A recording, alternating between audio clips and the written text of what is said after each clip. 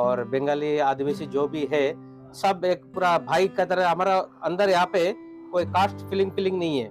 जी। हम भी जाते हैं उनका घर, वो भी हमारा घर में आते हैं। कोई भी अगर प्रोग्राम होता है, त्योहार होता है, वो हम लोग इनको इनवाइट करते हैं, हम लोग भी उनको इनवाइट करते हैं। और बढ़िया शांति से है। इंडिया का सबसे शांति जगह अभी मलकानगिरी है। कोई प्रॉब्लम नहीं। आपका रास्ता भी बहुत बढ़िया हो गया है, मोबाइल कनेक्टिविटी। पहले तो ऐसा कुछ नहीं था, दिन में भी बाघ भालू ऐसा वन्य जंतु दिखते थे, लेकिन आपका शुभ नाम क्या है सर? जी। नमस्कार, मैं भवानी शंकर मुखर्जी मलकानगिरी उड़ीसा से हूँ और मैं एक सोशल ऑर्गेनाइजेशन में हूँ। मैं सोशल वर्क करता हूँ। जब वार चला था उसी जी। समय में ये मलकानगिरी डिस्ट्रिक्ट में इतने लोग आए थे रिफ्यूजेस, जी जी। को बोलते हैं बंगाली बोलते हैं ना? हाँ, बंगाली लोग ही रिफ्यूजी होके आए थे आए यहाँ थे। पे। हाँ। हाँ। तो वो कब कब आए थे? कौन सा साल में इतने लोग आए थे? ये लोगों को जमीन कैसा मिला है? अच्छा, एक्चुअली देखिए, पहले तो भारत तो हमको सबको पता था, अखंड भारत था 1947 में। 1947 में अलग हुआ, जी। हिंदुस्तान पाकिस्तान हो गया था। फिर हम लोग जो रहते थे बंगाली लोग, तब का पाकिस्तान में रहते थे, लेकिन बाद में 1973 या कहाँ पे जब वार हुआ था बांग्लादेश और पाकिस्तान, जी। वार होने के बाद बांग्ला पाकिस्तान अलग सा हो गया। लेकिन उससे पहले हमारा जो बाप दादा लोग रहते थे आपका बांग्लादेश में। जैसे आप मान चलिए, कोई बरिशाल में थे, कोई खुलना में थे, ऐसा करके कुछ कुछ डिस्ट्रिक्ट थे। वहाँ वहाँ पे हमारा हिंदू हिंदू मुस्लिम फाइट हो गया। मुस्लिम लोग हिंदू लोगों को प्रेशर कर रहे थे कि तुम लोग आपका धर्म चेंज करो। आप लोग अगर यहाँ पे रहना है तो आपको सब लोग को मुसलमान बनना है। लेकिन इन लोग बोले नहीं, हम लोग हिंदू हिंदू होके जन्म लिए, मतलब मरेंगे भी हिंदू होके। फिर इनका ऊपर ज्यादा अत्याचार बढ़ा, तो इन लोग कहते घर घर संपत्ति जो भी थे सब छोड़ के, तब वहाँ के पलायन करके रातों रात फैमिली बोरी बिस्तर लेके जितना हो सके चले गए थे। तब हमारा भारत के प्रधानमंत्री थे इंदिरा गांधी जी। जी। और इंदिरा गांधी जी थे, तब इंदिरा गांधी जी बोले ना ठीक है, जितना भी हो आप लोग, सब आप लोग इंडिया में चले आओ, क्योंकि आप पहले तो अखंड भारत में थे। अभी वो भारत का दूसरा हिस्सा है, ये भारत का पहला हिस्सा है, तो आप लोग आ जाइए। फिर 1964 1964 से हमारा जो जो रिफ्यूजी तब बोलते हैं, एक्चुअली तो हम रिफ्यूजी नहीं है, हम अखंड भारत के उस पार थे, अभी इस पार हो गया। लेकिन हम हमारा जो बर्थ यहाँ पे ही हुआ है, हम जन्म यहाँ पे लिए हैं। तो हमारा पिताजी लोग जो थे, अंकल जी, पिताजी, परदादा जो थे, उन लोग सब तब 1964 से प्रारंभ करके 1972 तक, 1972 तक आते रहे फेज वाइज। तो तब से गवर्नमेंट की तरफ से तब किसी को 6 एकड़, किसी को 6 एकड़, किसी को 4 एकड़, बाद में जितना लेट में आया उतना जमीन कम कम मिला। लास्ट में जिन लोग आए थे उनको 3 एकड़ यानी 9 बीघा जगह मिला था। और जब जगह मिला था आपका 1.5 बीघा यानी कि आधा एकड़ जमीन में होम स्टेट प्लॉट मिला था। वहाँ पे गवर्नमेंट की तरफ से तब मिट्टी का घर हुआ करता था और एडजस्टर टीन लगा हुआ था। वो घर सबको प्रायोरिटी बेसिस पे तब दिया गया था। और जमीन खेती बाड़ी के लिए अलग जमीन और आपका होम स्टेट प्लॉट अलग। इस हिसाब से मलकानगिरी डिस्ट्रिक्ट पे अभी 213 गांव है। एमवी और एमपी भी गांव है। जो पहले गांव हुआ था वो एमवी एमबी का फुल फॉर्म क्या है? एमवी मतलब मलकानगिरी विलेज। ओके। हाँ, बाद में जो आए थे नया गांव बोलते हैं उनको। नया गांव मतलब एमपीवी, मलकानगिरी पोटेरो विलेज। ओके। इस हिसाब से एमवी और एमपीवी अगर करे तो हमारा मलकानगिरी में 213 बंगाली गांव है। और अभी अगर बात किया जाए तो हम लोग काफी 38-40 साल से यहाँ पे है और हमारा जन्म यहाँ पे ही हुआ है। तो यहाँ पे मैक्सिमम जो आबादी है मलकानगिरी डिस्ट्रिक्ट में सबसे ज्यादा है हमारा कोया या आदिवासी समाज, उनका ज्यादा है। फिर उनका बाद बंगाली कम्युनिटी यहाँ पे सेकंड पोजीशन में है। अच्छा। हाँ जी। और यहाँ पे तेलुगु लोग भी रहते हैं, आपका उड़िया लोग भी रहते हैं, तमिल लोग भी है मलकानगिरी में। ऐसा करके विभिन्न 4-5 संप्रदाय के लोग ज्यादातर हम यहाँ पे मलकानगिरी में सब लोग आपका ब्रदरहुड यानी भातृत्व भाव बॉन्डिंग करके है। और बंगाली आदिवासी जो भी है, सब एक पूरा भाई का तरह हमारा अंदर। यहाँ पे कोई कास्ट फीलिंग नहीं है। हम भी जाते हैं उनका घर, वो भी हमारा घर में आते हैं। कोई भी अगर प्रोग्राम होता है, त्योहार होता है, वो हम लोग इनको इनवाइट करते हैं, हम लोग भी उनको इनवाइट करते हैं। और बढ़िया शांति से है। इंडिया का सबसे शांति जगह अभी मलकानगिरी है।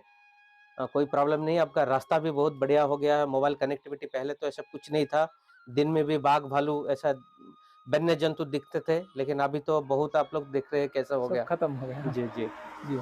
अभी ये ज़मीन का ट्रांज़ैक्शन कैसा होता है? बोलने से अभी ज़मीन अभी आपके पास ज़मीन है समझो, जी। आप खरीद सकते हैं और बेच सकते हैं हम्म। किसी को? एक्चुअली मान चलिए जो जनरल कास्ट का लोग है, हुँ, उनका जमीन कोई भी खरीद सकता है, शेड्यूल कास्ट भी खरीद सकता है, शेड्यूल ट्राइब भी खरीद सकते हैं ओके। यहाँ पे। लेकिन जो एससी कैटेगरी के लोग हैं, शेड्यूल कास्ट, हाँ, उनका जमीन जनरल वाला खरीद नहीं कर सकते। अच्छा, ओके। हाँ, हाँ, शेड्यूल कास्ट का जमीन शेड्यूल कास्ट ही खरीदेंगे। Okay, okay. हाँ, हाँ, लेकिन हायर कास्ट जो है शेड्यूल का जो जनरल कैटेगरी में आता है, वो सिर्फ जनरल जमीन ही खरीदेंगे। ओके। हाँ, वो खरीद सकते हैं? हाँ, खरीद सकते हैं। जनरल जनरल जैसे हायर कास्ट वाला हायर कास्ट का जमीन ही खरीद सकते खरीद हैं। सकते हैं, हाँ, कोई दिक्कत नहीं। कोई दिक्कत कोई नहीं है। एक्ट नहीं है, ट्राइबल एक्ट नहीं, नहीं नहीं, है। नहीं, वो अभी तो हम तो वो हमारा जमीन बहुत सारे लोगों को जमीन केना बेचा हो रहा है वैसा। तो परचेज एंड सेलिंग जो है हाँ, वो कंटिन्यू हो रहा है, वो कोई दिक्कत नहीं। रजिस्ट्रेशन होता है? हाँ, हाँ, रजिस्ट्रेशन हो रहा है, पट्टा भी चेंज होता है। अच्छा, ऑल इंडिया से लोग आके यहाँ पे जमीन आके खरीदते हैं, ओके। वो खरीद रहे हैं, फिर उसका पट्टा करके वो खुद का नाम पे बहुत सारे है। हमारा लोकल में भी बहुत सारे बाहर से लोग आके जी, यहाँ पे खरीदे हैं जमीन खरीद के पूरा अपने नाम पे पट्टा बना के अभी वहाँ पे वो बिजनेस चला रहे हैं, बहुत सारे। हाँ, खेती-बाड़ी कर खेती बाड़ी हो रहा है, बिजनेस हो रहा है। ओके, अब पहले तो खेती बाड़ी का रजिस्ट्रेशन होगा, फिर आपको उसको होम स्टेट प्लॉट में डालेंगे। ओके। हाँ, तो कोई प्रॉब्लम नहीं। हाँ, हाँ। हाँ, वो आरआई ऑफिस तहसील ऑफिस जाने से सब कुछ हो जाता है, कोई आप दिक्कत नहीं। कौन सा एनजीओ से जुड़े हैं? मैं तो एक्चुअली बहुत सारा सोशल ऑर्गेनाइजेशन में जुड़ा हूँ, जैसे आपका रूरल हेल्थ सर्विस बोल के एक एसोसिएशन है, वहाँ उससे जुड़ा हूँ। हुँ, फिर आपका हमारा जितना भी मनोरंजन, जैसे मान चलिए मलकानगिरी बंगाली समाज बोल के हमारा एक ऑर्गेनाइजेशन है, अच्छा, जो ऑर्गेनाइजेशन पूरा मलकान डिस्ट्रिक्ट सबके लिए सोचता है, हाँ। वो ऑर्गेनाइजेशन में काम करता हूँ। तो यहाँ कोई दिक्कत नहीं है। अभी सपोज़ आंध्रा में समझो, हाँ, अपने साइड हाँ, आंध्रा में या तेलंगाना में, जी। ट्राइबल एरिया में आप कोई भी ज़मीन नहीं खरीद सकते क्योंकि हम्म, वहाँ 170 एक्ट लागू होता है। तो लेकिन हमारा वैसा कोई कोई दिक्कत नहीं है। हाँ, आप ट्राइबल लोगों का जमीन नहीं खरीद सकते, नहीं खरीद सकते। लेकिन यहाँ पे तो सिर्फ ट्राइबल लोग नहीं है, ओके, यहाँ पे आपका शेड्यूल कास्ट का लोग भी है और आपका जनरल कैटेगरी का लोग भी है। अच्छा, इसलिए आप अगर जनरल हो तो यहाँ पे जनरल जमीन आप खरीद सकते खरीद हो। सकते हैं। अब तो जितना टाइम था वो पैदल पैदल, वो इंडिया जो बॉर्डर है पैदल पैदल चले आए थे। जी, कोई 10 दिन, कोई 15 दिन, कोई 20 दिन, कोई 1 महीना भी पैदल चला है। जी। जहाँ पे रुके थे वो तब 100-200 लोग नहीं, हजार हजार लाखों लाखों संख्या में लोग थे। हाँ, तो जहाँ पे जाते मान चलिए 10,000 लोग एक गुंड में है, हाँ, एक जगह पे पहुंच गए, एक दिन चलते चलते मान चलिए 10 किलोमीटर गए, हाँ, वहां पे रुक गए रात को, हाँ। फिर अगले दिन चले चले ऐसे करके। तब तो फ्लाइट का सुविधा नहीं था, ट्रेन का भी व्यवस्था नहीं था, इधर कैसा पहुँचे थे? यह था तो बहुत सरकार कष्ट से संघर्ष, ट्रेन से मतलब पहुँचे? ट्रेन से मान चलिए यहाँ पे नहीं, ट्रेन मानाकम रायपुर तक तब ट्रेन आता था। अच्छा, हाँ, तब कोरापुट फरापुट में भी ट्रेन नहीं चलता नहीं था, था। और मलकान डिस्ट्रिक्ट में सिर्फ एक ही बस चलता था। बाद में और एक बस चला, 2 बस चलता है दिन में, हाँ, एक लाल बस बोलते थे, एक नील बस बोलते थे। अच्छा। वो 2 ही बस चलते थे, लेकिन उसमें बहुत सारा भाड़ा लगता था। हुँ, तब लोग ऐसा थे कि 3 वक्त का खाना नसीब नहीं होता था, एक बार खाते थे, 2 बार हाँ, भूखे पेट सोते थे तब। हुँ, इसलिए मैक्सिमम लोग तब पैदल से ही सफर करते थे। हुँ। जब तक रायपुर तक का ट्रेन में पहुँचे हम्म। लोग, वहाँ से फिर पैदल पहुँचे, इधर कैसा पहुँचे? तब तो आप गवर्नमेंट की व्यवस्था था, तब लॉरी में लॉरी लाके में। शिफ्टिंग किए थे हाँ, तब। लारी में शिफ्ट जी किए जी बोलते। जी। सभी लोग को कुंटा लाके कोंटा नहीं, हाँ, आपका मलकानगिरी में MV42 में भी एक कैंप था, अच्छा, अच्छा। वहां तक लगा था, वहां से फिर डिस्ट्रीब्यूशन हुआ। तुमको आपको एम्प्लॉयमेंट कैसा मिलता है इधर? एम्प्लॉयमेंट में मान चलिए यहाँ पे तो आपका जब जॉब निकलता है तब वहाँ पे क्राइटेरिया रहता है, शेड्यूल ट्राइब या शेड्यूल कास्ट या जनरल या ओबीसी ऐसा लिखा होता है। अच्छा, तो जब शेड्यूल ट्राइब मतलब शेड्यूल ट्राइब ही उसके अंदर जा सकते हैं, ओके, एससी मतलब एससी लोग जाएंगे, और जब जनरल कोटा मतलब उसमें सब जा सकते हैं। सब जा सकते हैं। और इस हिसाब से यहाँ पे बंगाली लोग जो है, उड़िया लोग जो है, आपका आदिवासी श्रेणी के लोग जो है, सबको जॉब मिलता है, कोई प्रॉब्लम नहीं। कोई प्रॉब्लम हाँ, जब जब नौकरी निकलता है हाँ, वो ठीक ठाक हिसाब से नौकरी लगता है। ठीक है। जब इतने लोग आए थे, उतने लोग को ज़्यादा लोग को एससी कैटेगरी में रिजर्वेशन दे गया। हाँ, ज्यादा तुम लोग, हाँ, जंगल जो से नमशूद्र थे हाँ, उन लोग शेड्यूल कास्ट ही है। अच्छा, और जिन लोग क्षत्रिय है, जिन लोग आपका ब्राह्मण बोलते हैं, हाँ, जिन लोग कायस्थ बोलते हैं, उन लोग सब हायर कास्ट कैटेगरी में थे, ओके। अभी भी है हायर कास्ट कैटेगरी में। और बाकी जो है वो सब schedule caste schedule tribe caste में जी ज़्यादा लोग जी हैं, ये बंगाली लोग। अच्छा, अच्छा, बहुत-बहुत धन्यवाद मुखर्जी। जी थैंक यू। जी